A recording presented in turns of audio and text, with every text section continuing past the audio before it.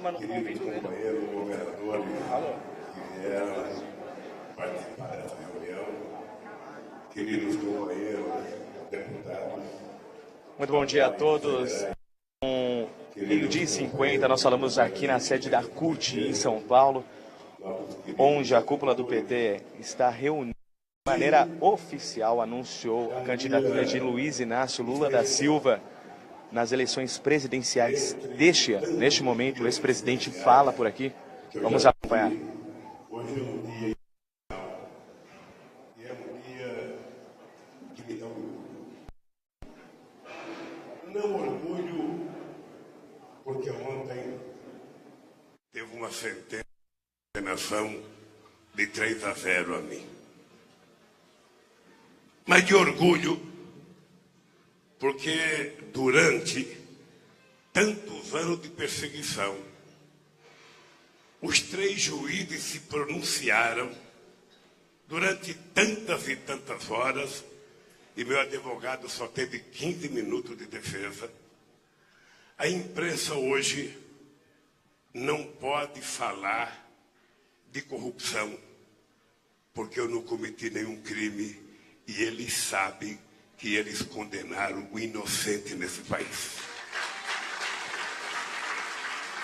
E eu tenho orgulho, por quê? Eu tenho orgulho porque eu nasci numa parte do Brasil em que a honra vale muito. Pode não ser uma coisa da modernidade contemporânea, mas eu ainda sou de uma geração em que a honra vale muito.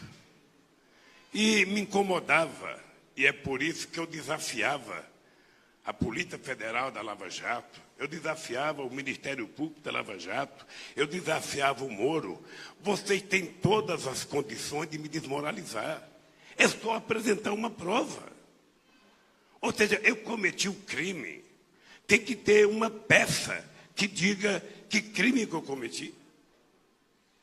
E aí vocês me desmoralizam. Certamente o PT não ia querer ter como candidato alguém que tivesse roubado. Não seria bom para o PT, não seria bom para o povo brasileiro e não seria bom para mim.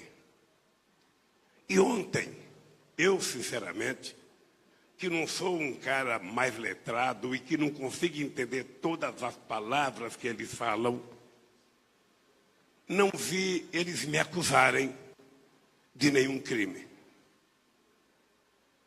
Eu acho que eles estavam efetivamente tentando condenar uma parcela grande do povo brasileiro que tema em reconhecer no PT e no Lula, através do PT e do movimento social, a possibilidade desse país voltar a ser respeitado, a ser bem governado e o povo voltar a viver feliz, com autoestima, trabalhando, ganhando e vivendo bem.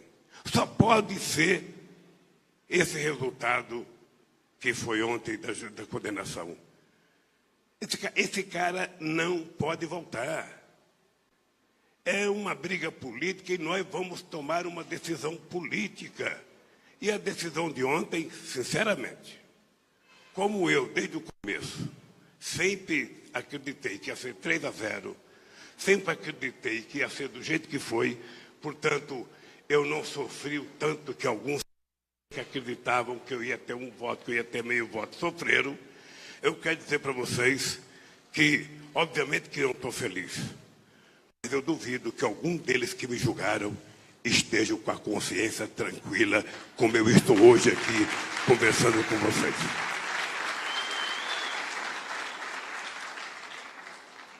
Olha, eu estou quase virando candidato. E se eu virar quase candidato, eu vou virar presidente. Aí não vem colocar água para mim quando eu estiver falando, que eu não vou querer água. Possível. Um copinho de água só para mim beber aqui, para molhar a goela.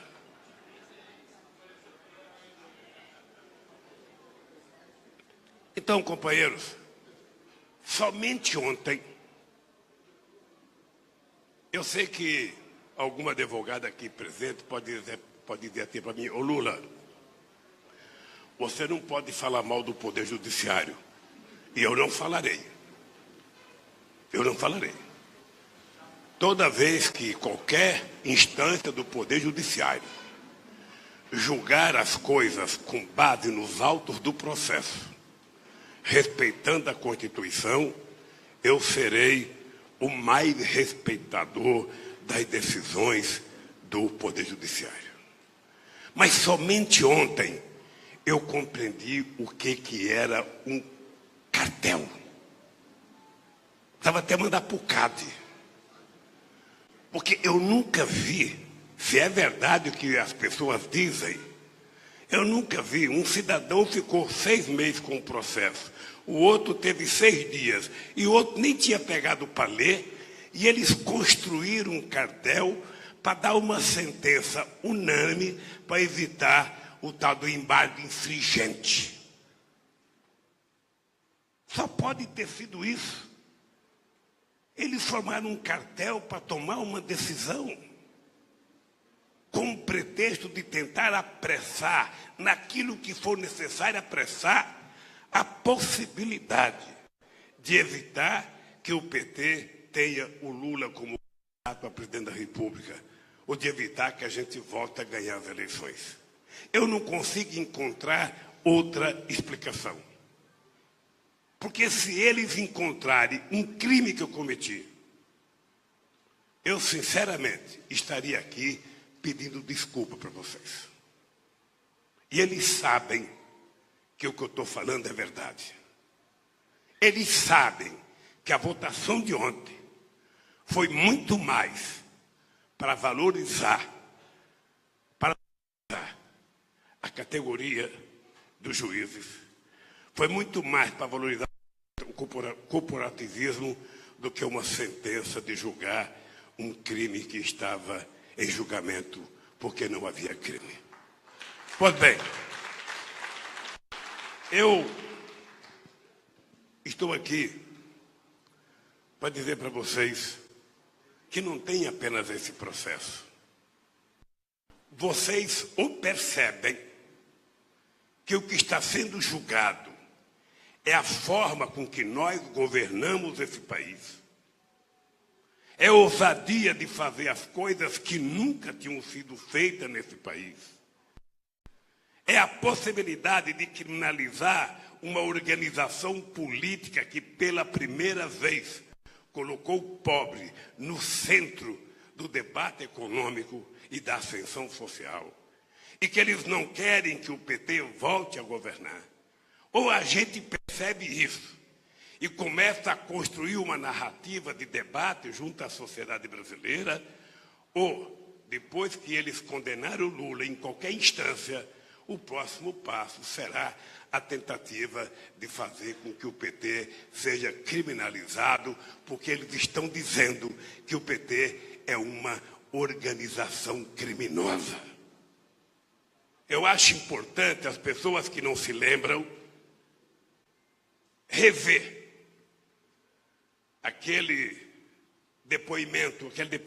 aquela denúncia de um procurador chamado Delaiol, em que ele falou 1h30 sobre a organização criminosa que era o PT e os crimes que o PT cometeu. E, portanto, se tinha uma organização criminosa, tem que ter um chefe. Como eu era a figura pública mais importante, o chefe. E, por conseguinte, os chefes são deputados, são senadores, são dirigentes nacionais. Isso é uma coisa que está em curso. Não adianta as pessoas pensarem, não é o Lula e acabou. Não. O Lula é apenas a ponta de lança que eles querem tentar tirar do jogo. Obviamente que eu sou um cidadão que acredita na justiça. Eu briguei tanto, já entrei com tantos processos, já ganhei tantas coisas, já perdi tantas coisas, que nós vamos naquilo que for possível recorrer, aonde for necessário recorrer. Nós vamos batalhar até o final. Mas eu acho que há muitas e muitas décadas eu não via uma reação de corporação como nós estamos vendo agora.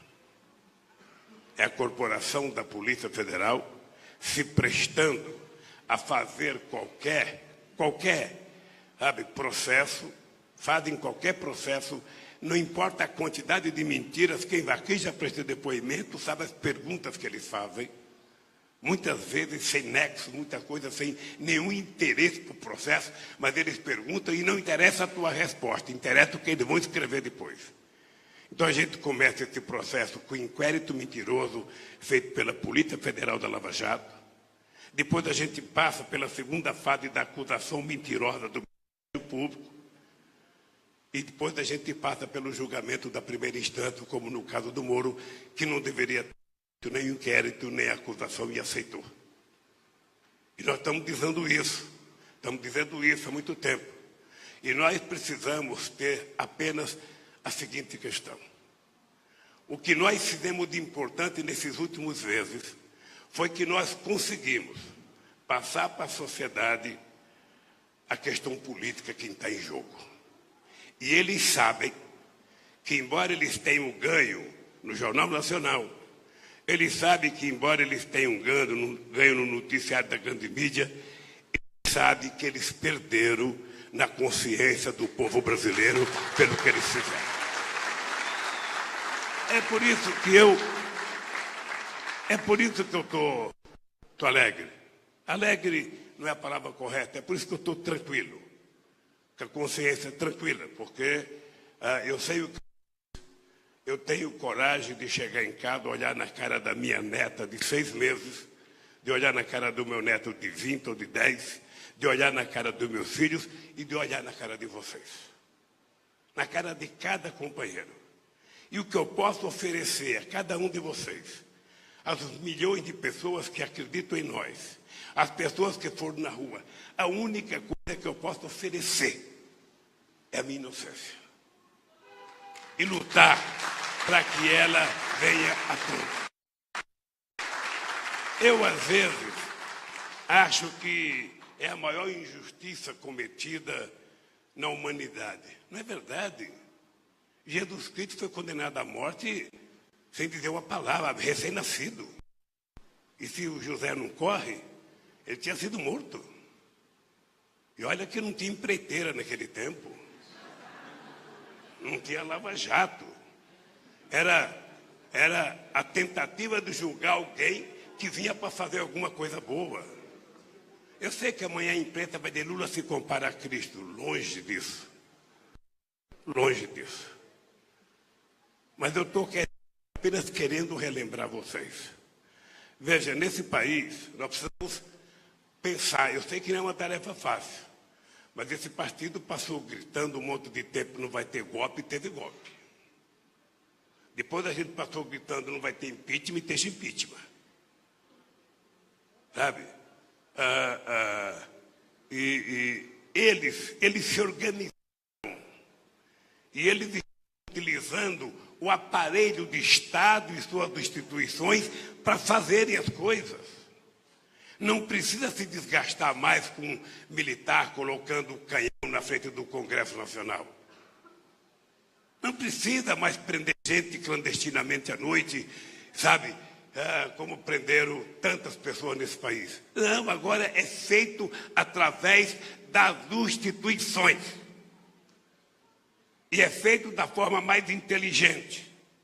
A construção de um pacto entre poder judiciário, a mídia e as instituições outras do Estado brasileiro, que constrói uma versão.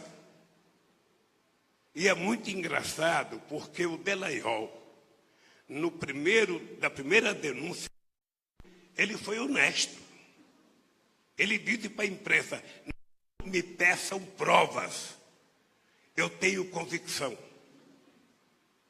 Ou seja, é uma versão nova da teoria do domínio do fato.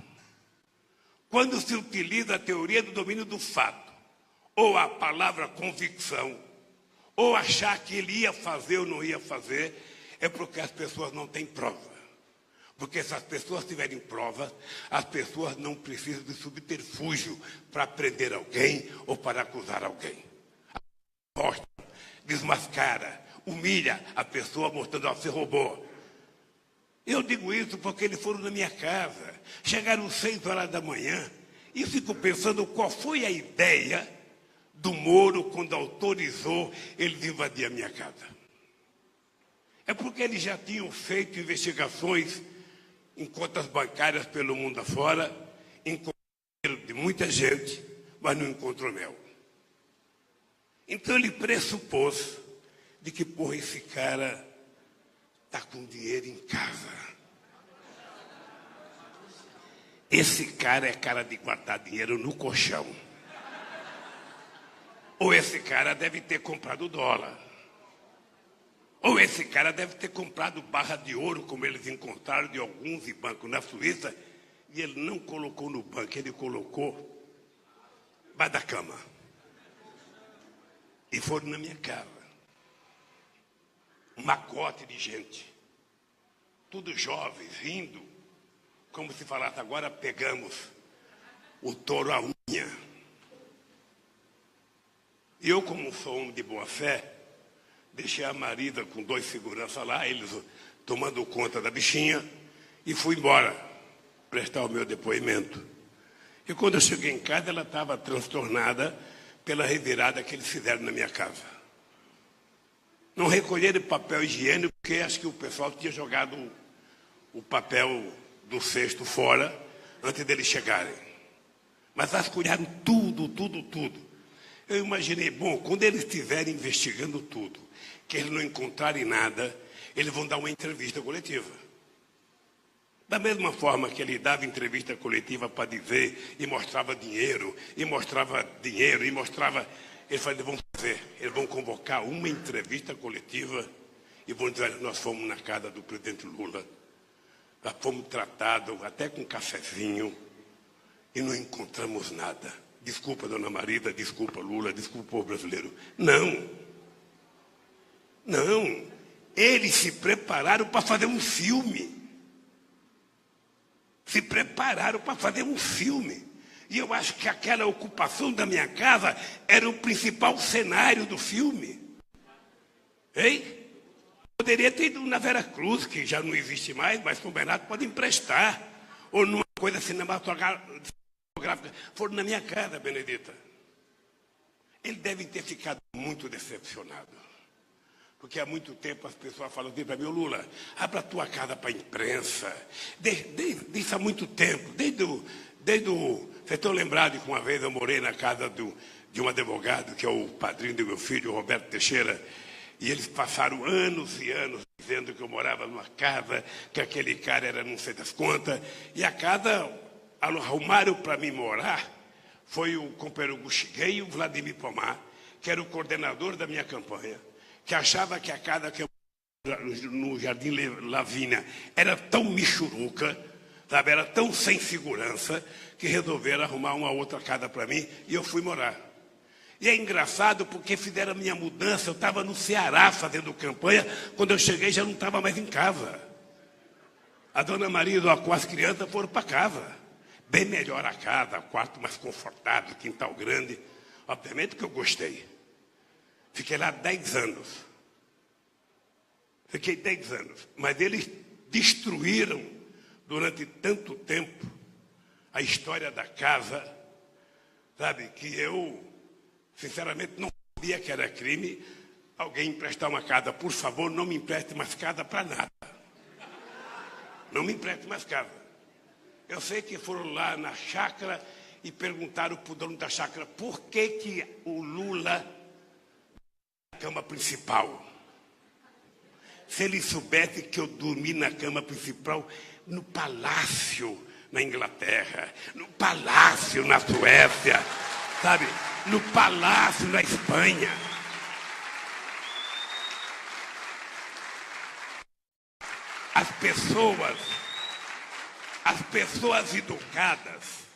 As pessoas educadas de boa maneira, quando chega uma visita ilustre, como eu era presidente da República, você dá sua cama para a pessoa dormir. Eu espero que vocês façam assim quando eu for na casa de vocês. Não é me colocar no quartinho da empregada, não. É na cama principal. Porque senão me avisa antes que eu não vou, porra. Eles perguntaram, agora, eu fiquei sabendo de uma coisa que você não tem noção que vai vir pela frente ainda. Você não tem noção. Eu tenho uma cachorrinha chamada Mel. Ela está em Atibaia, na chácara do Fernando Bittar. E uma jararaca mordeu ela. Eles estão colocando no processo o fato da minha cachorrinha ter sido mordida por uma jararaca lá no sítio é a prova de que o sítio é meu. E o que é mais grave, foram entrevistar, sabe, interrogar a veterinária. Eu, se soubesse que ia ser isso tudo, eu deixava a jararaca comer a mel, porra. E nós fomos bons. Não matamos a jararaca. Pegamos a jararaca, companheiro meu aqui, corajoso, pegou a jararaca pela cabeça, colocou dentro de um potinho e levou lá para veterinária. E a mel está salva e a jararaca deve ter mordido o outro já. Podia ter mordido os caras que foram lá encher o saco, visitar, mas não morderam. Então, eu acho, companheiro, o que me deixa indignado é que nós estamos sendo vítima de uma trama. É uma trama premeditada. É uma coisa altamente premeditada. E eles encontraram uma coisa que detona qualquer político: corrupção. Corrupção é uma desgraça. Mesmo os amigos da gente, quando a gente é denunciado, no primeiro momento, até a gente não provar que não é, as pessoas falam: e se for? E se for? Sabe? Não é uma coisa simples você andar na rua e alguém gritar que você é ladrão. Isso é o que mais me coloca a minha honra à flor da pele. Porque eu aceito me chamar até de corintiano.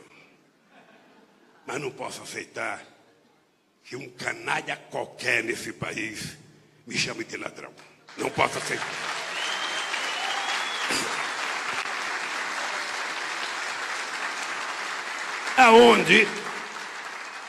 Aonde é que está a certeza da estratégia deles? É que eles fizeram uma mistura entre tudo. Judiciário que julga, público que acusa, a Polícia Federal que investiga, e a imprensa que torna verdade ou mentira a denúncia.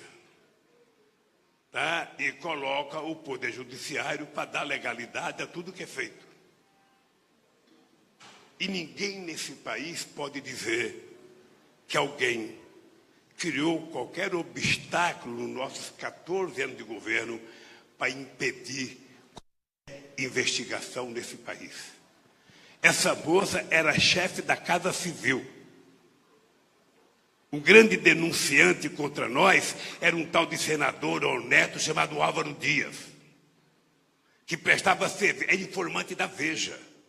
Tudo que saía contra ela era da mão do Álvaro Dias, que passava para a Veja. A Veja acreditava, e pau na Casa Civil. E a Polícia Federal queria entrar na Casa Civil e entrou para mexer no computador dela. Existe governo mais republicano que nós? Não existe.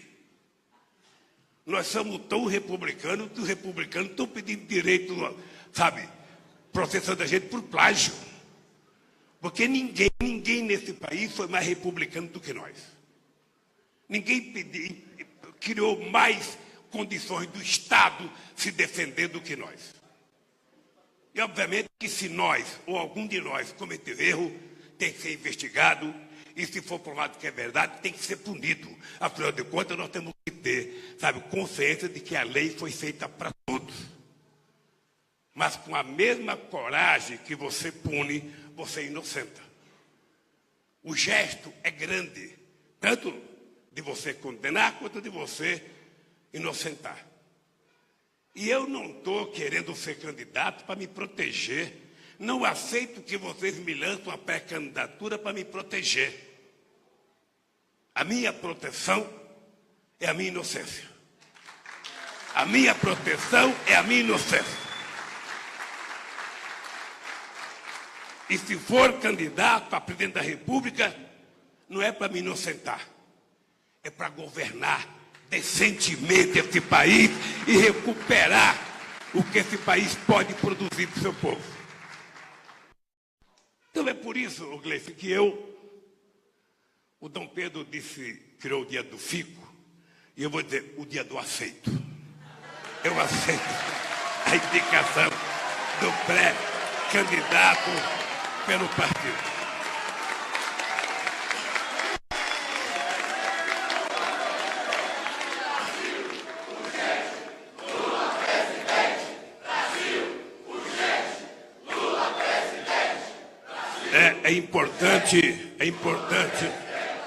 É importante que vocês tenham claro que nós não estamos jogando sozinho no campo.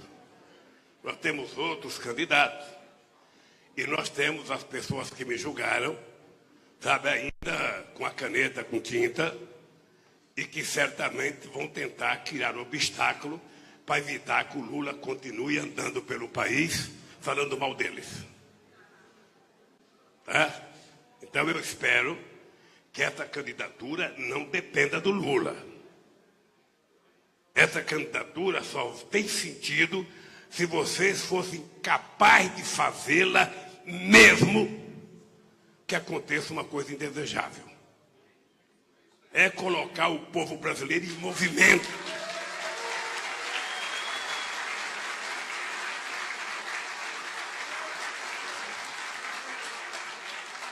E nós temos uma arma poderosa. É cobrar deles todo santo dia. Que ele apresente uma prova do crime que eu cometi. Que diga ao Brasil qual foi o crime que eu cometi. E se eu cometi um crime, diga publicamente. Não pode dizer eu acho, eu penso, eu acredito, que isso não vale. Quem quer condenar alguém, condena por algo que seja bastante visível. O invisível. Não é condenar uma ideia. Até porque a ideia não se condena. A ideia não cabe numa cela. A ideia não cabe numa cova. A ideia sobrevive. E a ideia de que o povo brasileiro sabe cuidar do Brasil melhor do que a elite brasileira já ganhou corpo nesse país. Eu, companheiro Wellington, estava vendo o Jorge falar e ele tomou a visita que eu fiz ao Piauí. Ao invés de deixar o seu discurso, ele falou. Mas sabe uma coisa que eu me arrependo, querido? Eu me arrependo, Tião, é de não ter feito a cada 3 meses uma viagem. Colocar todos os ministros dentro de um avião e escolher sempre os lugares com mais problemas e colocar todos eles para viajar. Pois todos vocês se preparem, porque se eu for candidato, se eu ganhar, quem for ministro vai tirar mais a bunda da cadeira e nós vamos conhecer mais esse país.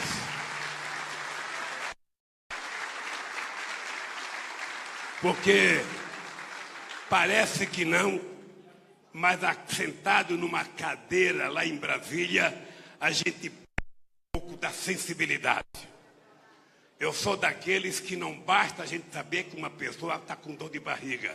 É preciso ver a pessoa, ver ela se contorcer, ver ela gemer. Porque saber, teoricamente, todo mundo sabe.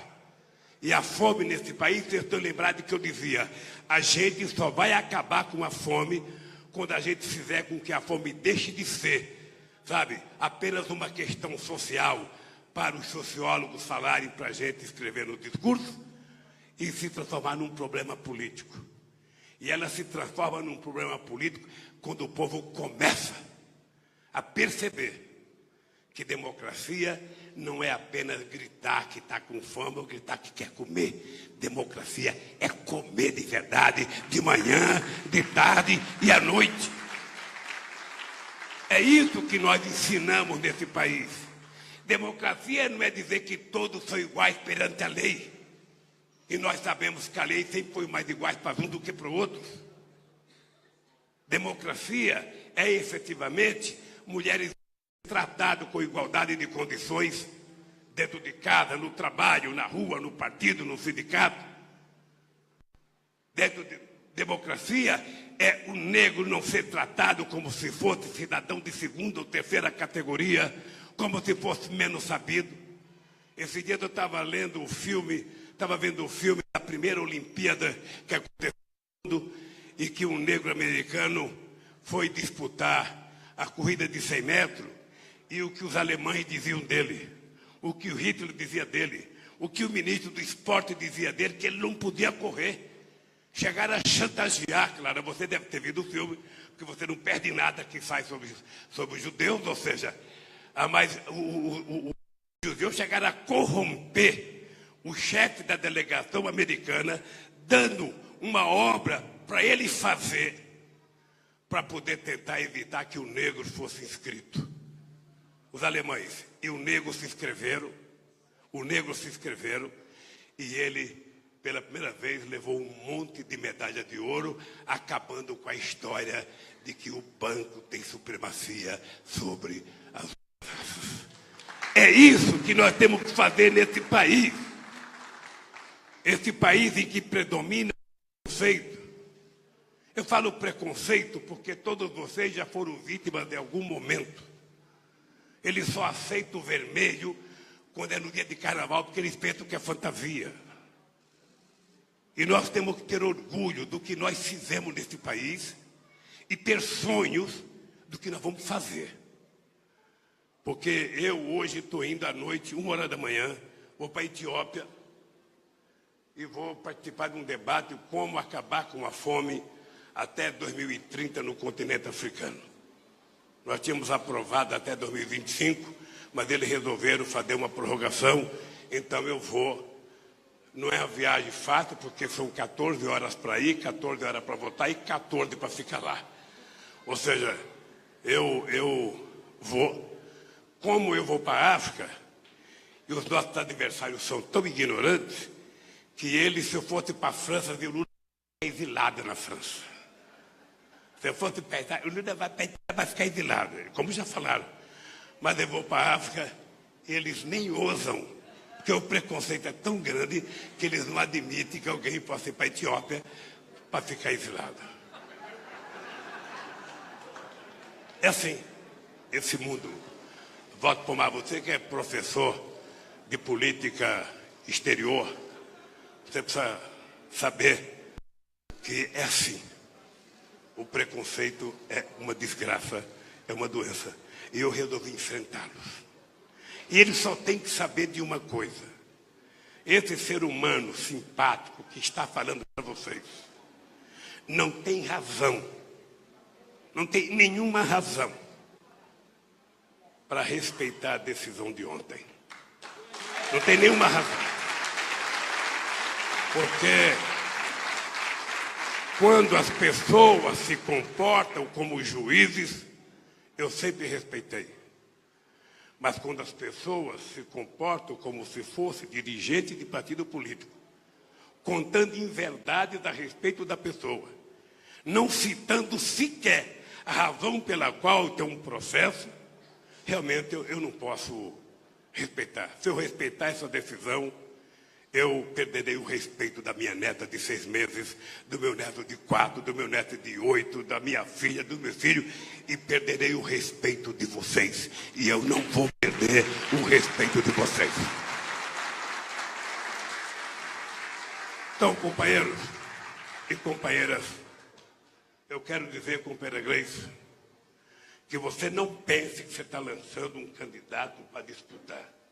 Sem nenhuma arrogância, eu quero dizer para vocês, eu quero ser candidato para ganhar as eleições e para governar esse país na dimensão que nós vamos governar. Por isso, companheiros, nada de baixar a cabeça. Nada de baixar a cabeça. Hoje, ontem eu cheguei no ato lá na Praça da República, você está bem, você está bem. Hoje eu cheguei aqui e o pessoal, você dorme bem, você dorme bem, você dorme bem, dormi bem. Ontem eu vou dormir bem hoje. Sabe por quê? Porque é o sono de quem tem a consciência limpa. É o sono de quem tem consciência de que está sendo julgado pelas coisas boas que fez nesse país e pelas coisas boas que poderá fazer nesse país. Não estou sendo julgado por nenhum delito. E eu duvido que eles encontrem um delito na minha vida. Aliás, eu tenho um muito grande. Sou do PT. Sou do PT, é um delito muito grande para eles. Gosto dos pobres, é outro delito. Sou contra o preconceito, é outro delito. E eles têm que saber, se forem me condenar por isso, eu mereço ser condenado a uns 300 anos de cadeia, porque eu vou governar para os pobres, para os negros, para os índios e para aqueles que mais precisam do governo brasileiro. Um abraço, companheiros, e obrigado pela generosidade e pelo carinho.